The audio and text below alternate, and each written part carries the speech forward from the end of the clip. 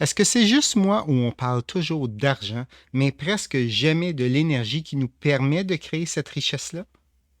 Qu'avant d'avoir une maison, une voiture, puis un téléphone, il faut d'abord avoir quelque chose de beaucoup plus fondamental. Ça prend de l'énergie.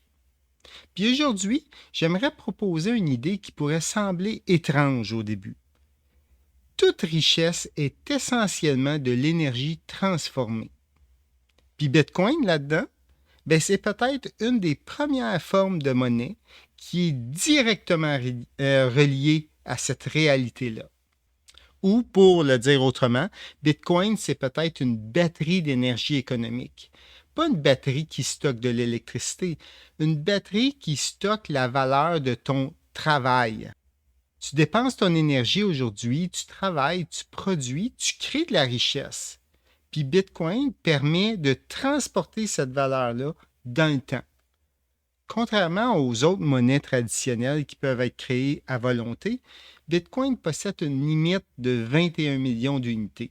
Puis c'est précisément cette rareté-là qui lui permet d'agir comme une batterie économique. Quand on entend le mot énergie, on pense souvent au pétrole, à l'électricité, au gaz naturel. Mais nous aussi, on est des systèmes énergétiques.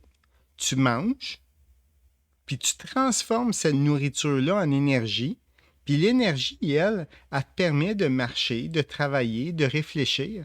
Sans énergie, tu ne peux pas rien faire. Au fond, les humains, on est une machine biologique qui transforme la nourriture en travail. Pendant très longtemps, c'était aussi notre limite. La force de nos bras, la force de nos jambes, notre endurance. L'histoire de l'humanité, c'est l'histoire de l'énergie. La première grande révolution énergétique, c'est probablement le feu. Le feu, il nous a permis de nous réchauffer, de nous éclairer, de nous protéger, mais surtout de cuire notre nourriture. Puis, ça paraît banal aujourd'hui, mais c'est énorme parce que en cuisant les aliments, ça rend leur énergie plus accessible à notre corps.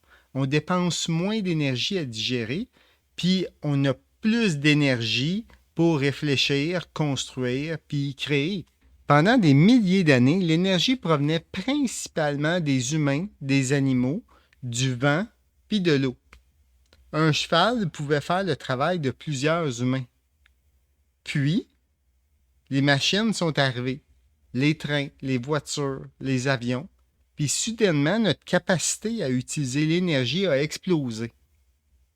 C'est pas seulement que l'humain devient plus intelligent, c'est surtout qu'il apprend à utiliser davantage l'énergie. Imagine deux îles. Sur la première, tu as 100 personnes, aucune machine. Sur la deuxième, tu as aussi 100 personnes, mais ils ont accès à des tracteurs, des camions, des génératrices, des ordinateurs. Quelle des deux îles va être la plus riche? C'est sûr que c'est la deuxième. Parce que c'est pas parce que les habitants sont plus intelligents, mais parce qu'ils contrôlent plus d'énergie. La richesse moderne, c'est essentiellement le résultat de notre capacité à utiliser l'énergie. Au fond, l'énergie ne nous donne pas seulement de la puissance, elle nous donne du temps. Imagine si tu devais à tous les jours laver ton linge à la main, couper ton bois, transporter ton eau, cultiver de la nourriture. La majorité de ta journée, elle serait disparue juste à essayer de survivre. Aujourd'hui, la machine lave ton linge, un camion transporte ta nourriture, un tracteur cultive des hectares en quelques heures. L'énergie moderne accomplit en quelques minutes ce qui demandait parfois des jours de travail à nos ancêtres.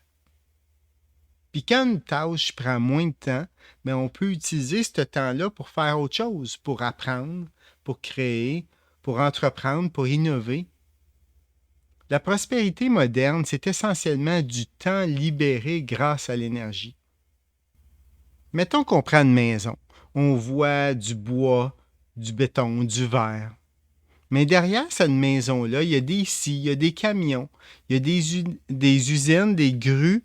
C'est eux qui font le travail. Puis tout ça, ça demande énormément d'énergie.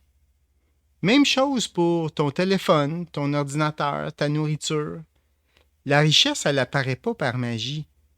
Elle est créée quand on transforme de l'énergie en quelque chose d'utile. Une maison, c'est de l'énergie transformée en abri.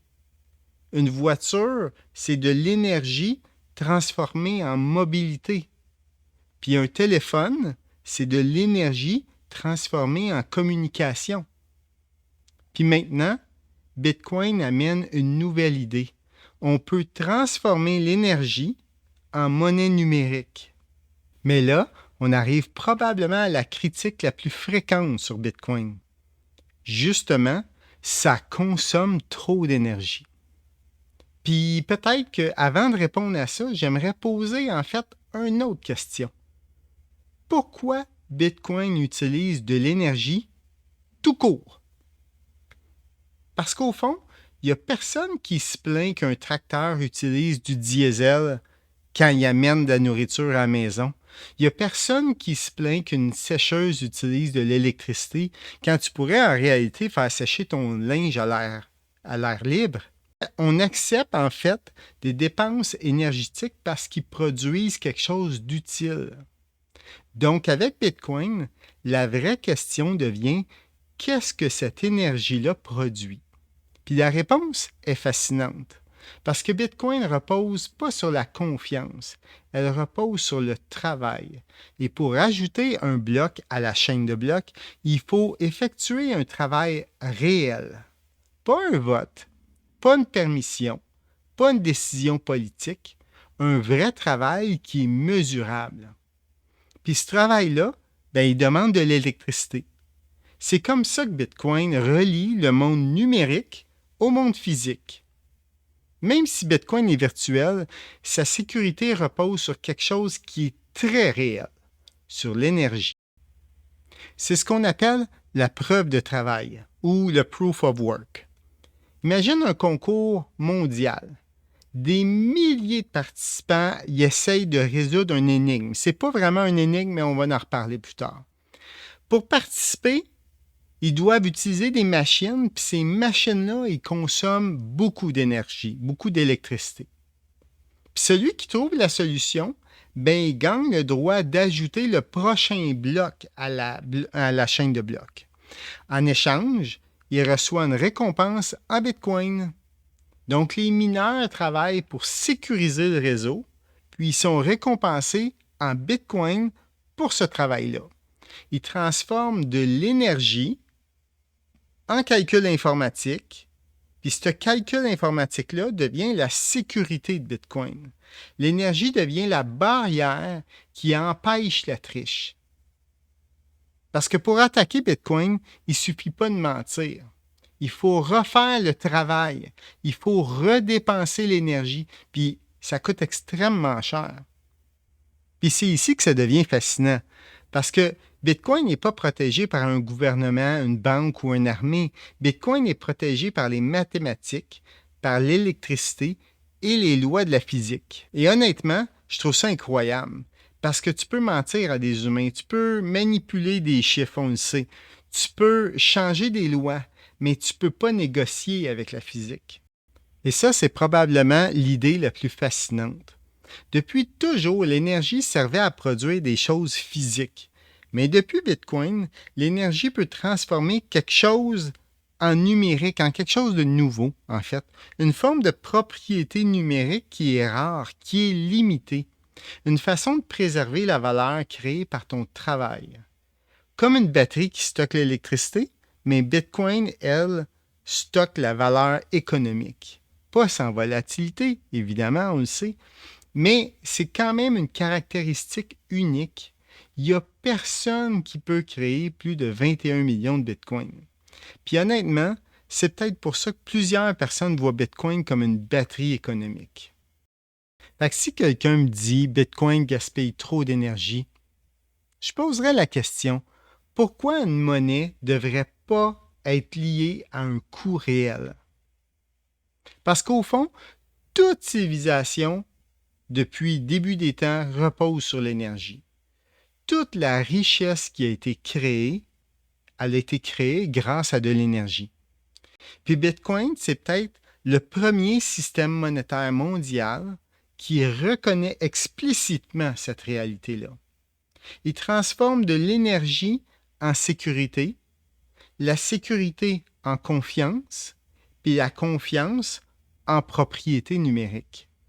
Puis c'est précisément ce qui relie Bitcoin au monde réel.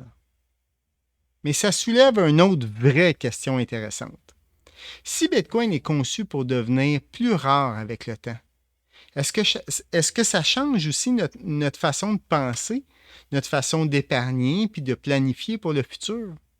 Parce que la monnaie influence vraiment plus les comportements humains qu'on pense. Si tu aimes ce genre de réflexion sur Bitcoin, abonne-toi.